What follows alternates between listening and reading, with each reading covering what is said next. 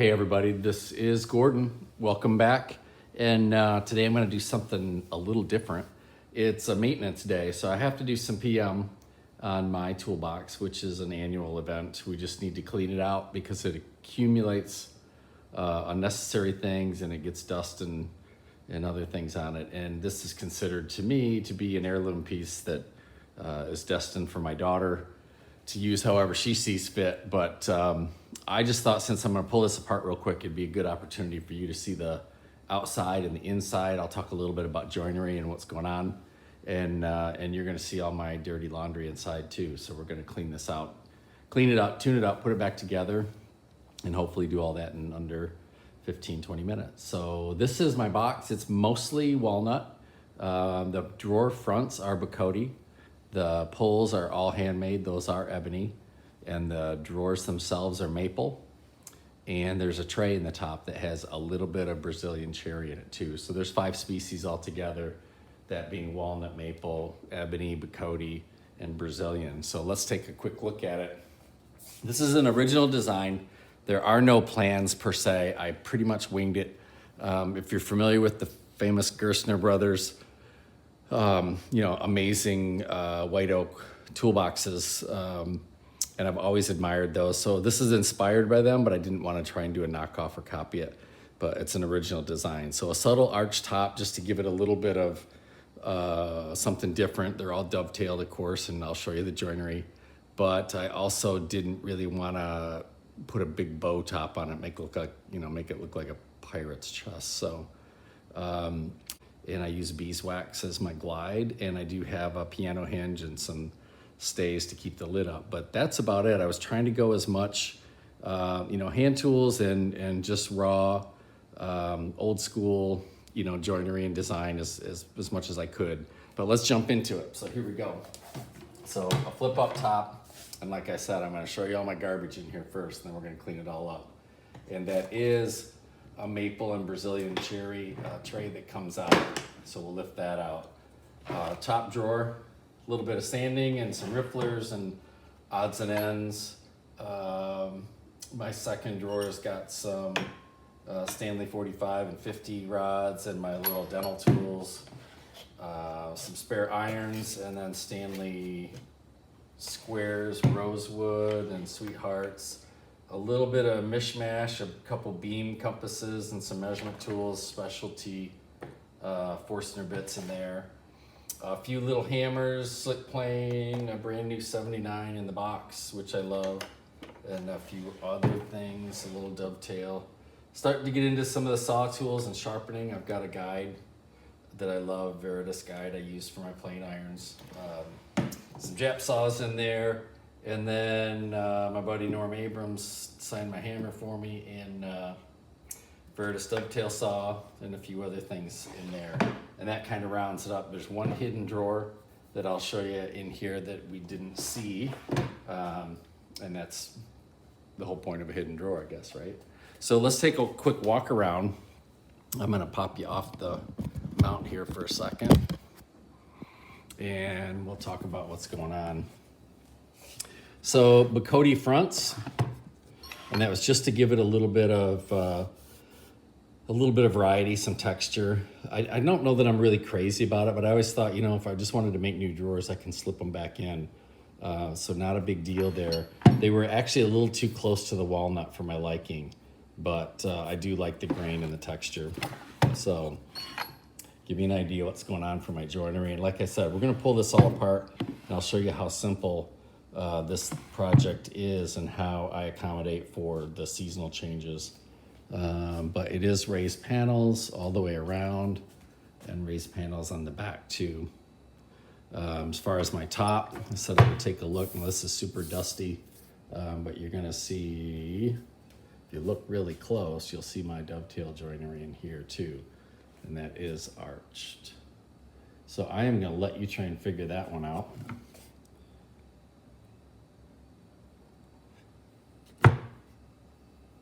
What a beautiful top. I'm really happy with that. I hand shaped it to give it that arch.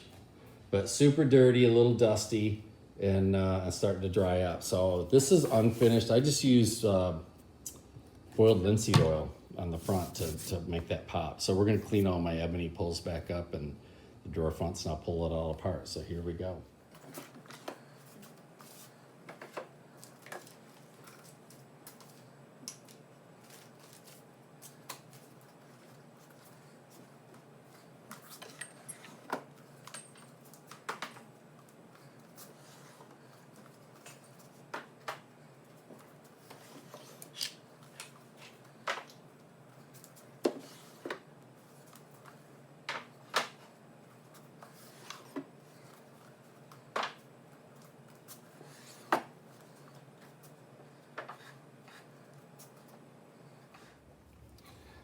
So the hidden drawer can be used for a number of things, but I put my original sketches as I laid this toolbox project out in here, and a couple kid photos and some other stuff. And maybe I didn't. I thought they were in here, but I also have just a few mementos from maybe favorite trips I've taken. Punta Cana, Amelia Caribe, fun stuff. So it's basically just a thin little drawer that slides up in. It's hardly noticeable, but there it is. There are no pulls on that. And then, like I said, this tray on top comes out as well, and that being Brazilian cherry and some tiger maple in there. So that's full of garbage. We got to empty that dude out. So let's take a look at the inside of the carcass. I'm gonna take this out just to let some light in. It's essentially a box. So if I back up here so you can see what's going on, there we have it. An empty box, and those are my rails for each drawer. And they consist of hard maple, and they look like this. So this is a stick that represents a drawer slide, and it's got two little tabs on it. There's no glue, and they're not fixed. This is one that I actually put with adhesive. I put some sandpaper on it, and this is an example of one of the drawer sides. And so I would use these rails to help fine tune, or I'd use my little sandpaper tools to help fine tune the drawer sides as each one is fit. But let me see what you got in frame there. So like this bottom one, if I just pull out on it, it comes out. And it's, like I said, it's got beeswax on it, so it's waxed, but it just floats in there. And because the actual drawer itself is gonna capture it, there's no reason to have glue or adhesives in here. So there again, each of these comes out. They're just floating. And if I have any seasonal movement, of course my raised panels are floating inside the rails and stiles as well. So there's no real issues there. But if for some reason, one of these started to warp or I have some wear, I can certainly take it out and replace it. So that's my drawer design. And each of those stays in all the way there. And you can see that, again, we're looking at the backside erased panels, rails and stiles. And now it's time for some cleanup. So let's put some cleaning on it.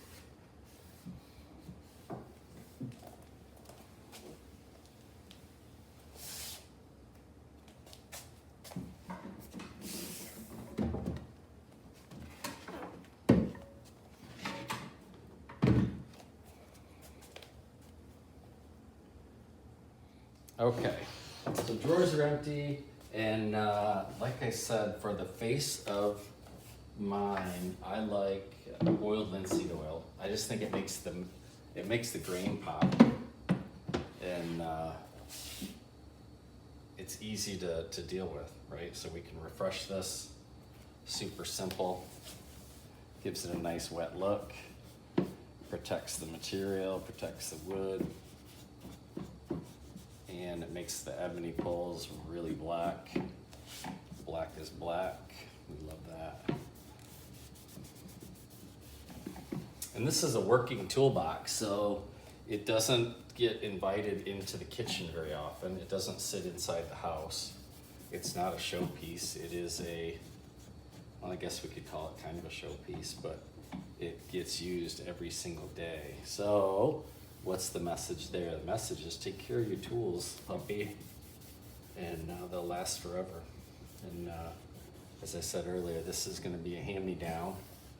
So we hope that helps protect it for future generations as well.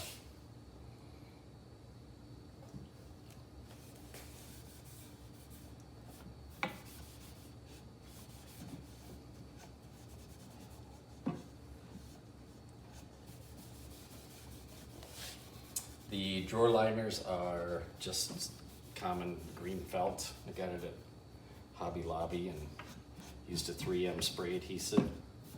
Cut it to fit, make sure you got a nice square pattern, rectangle that fits into the drawer. And then I sprayed it and stuck it in there. And I like that. I think it just kind of helps deaden the sound a little bit.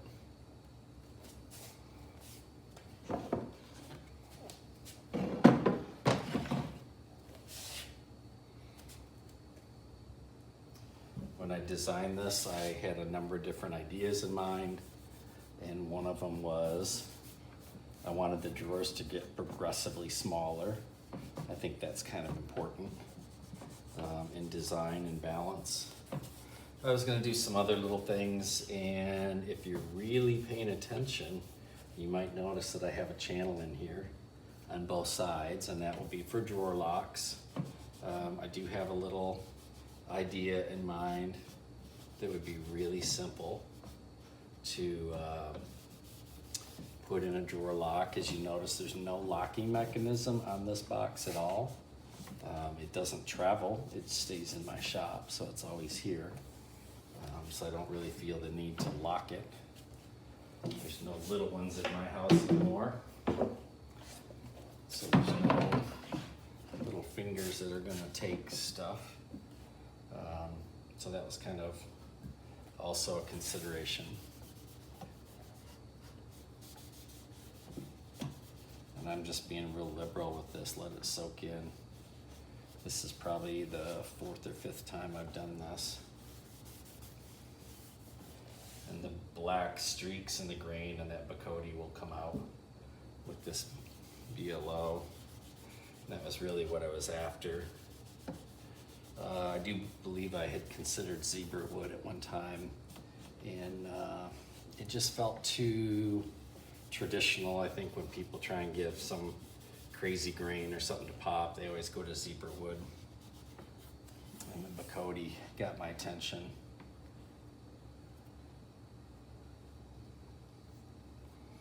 And that's where I stayed.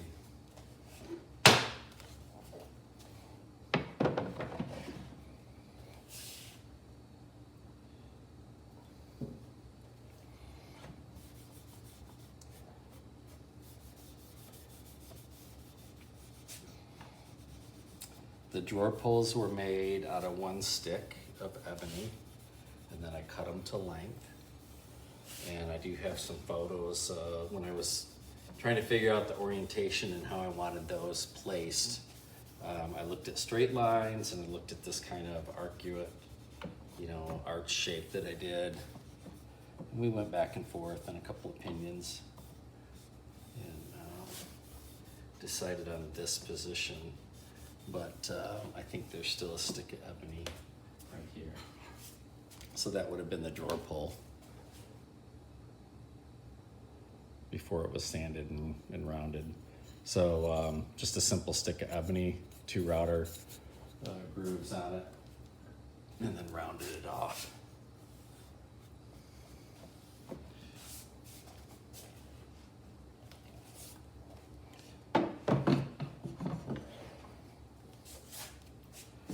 See, I don't know if you can see it in the camera, but I certainly see a difference in the richness when we've got a nice oil on this.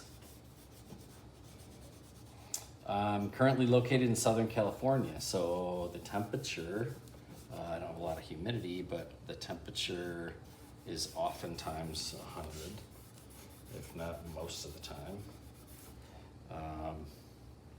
So I worry a little bit about things drying out, but other than that, I don't have any dramatic or drastic seasonal changes in terms of heating season and cooling season and the things that the Northwest or Northeast people would go through. This does seem really dry though. It's soaking that oil up really well. And one more.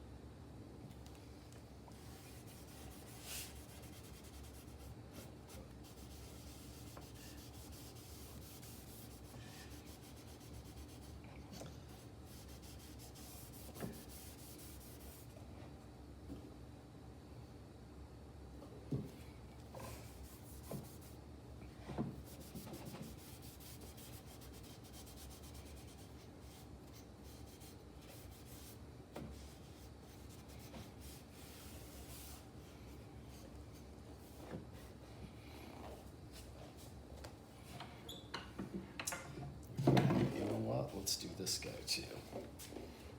I don't think I did.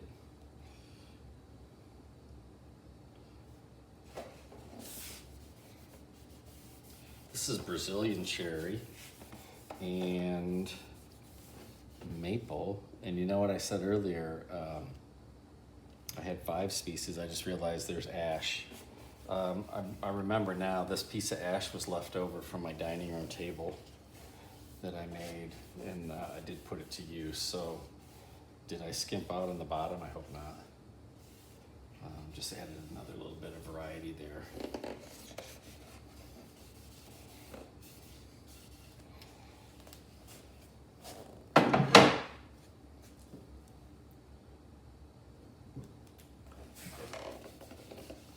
Brazilian cherry is super dense if you've not worked with it.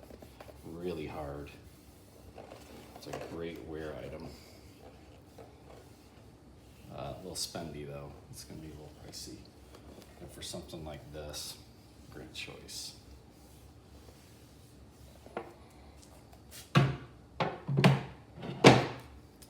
Okay.